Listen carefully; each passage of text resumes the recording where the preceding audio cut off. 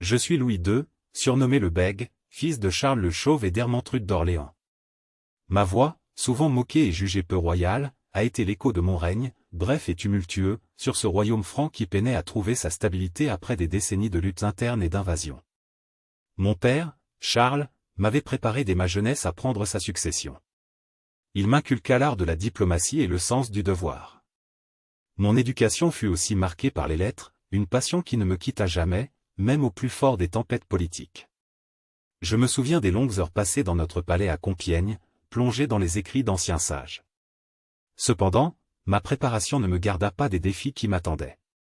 Ascendant au trône en 877, après la mort de mon père lors de son retour de la campagne d'Italie, je fus couronné dans un royaume fracturé.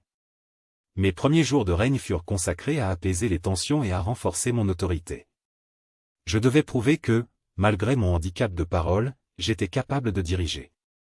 Peu de temps après mon accession, je convoquai une assemblée à Compiègne.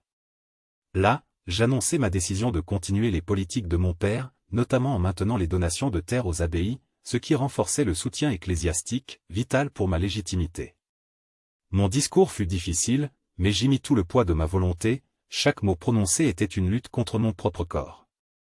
Mon règne fut immédiatement mis à l'épreuve par les ambitions de mes propres vassaux et par les menaces externes, en particulier les Vikings qui ravageaient régulièrement nos côtes. J'organisai la défense, mais je fus souvent trahi par ceux en qui j'avais mis ma confiance. Mon oncle, Louis le Germanique, avait semé des graines de discorde parmi mes nobles, espérant affaiblir ma position. Je me souviens avec une clarté douloureuse de la révolte de mon cousin, Carloman. En 878, il leva une armée contre moi, prétendant que ma faiblesse de parole était un signe de faiblesse de règne. La guerre civile qui en résulta fut brève mais dévastatrice. Nous nous affrontâmes près de Laon, où, par une froide matinée d'automne, le sort de mon règne se joua. La victoire fut mienne, mais à un coût élevé pour le royaume, déjà épuisé par des années de conflits. Ma santé, jamais robuste, commença à décliner rapidement après cette crise. La gestion quotidienne du royaume devenait pour moi un fardeau presque insurmontable. J'étais souvent malade, et pendant ces longues journées alitées, mon épouse, Ansgarde, prenait souvent les rênes du pouvoir, gérant les affaires avec une efficacité qui me rendait à la fois fier et reconnaissant. Les derniers mois de ma vie, je les passais en grande partie dans la contemplation et la prière.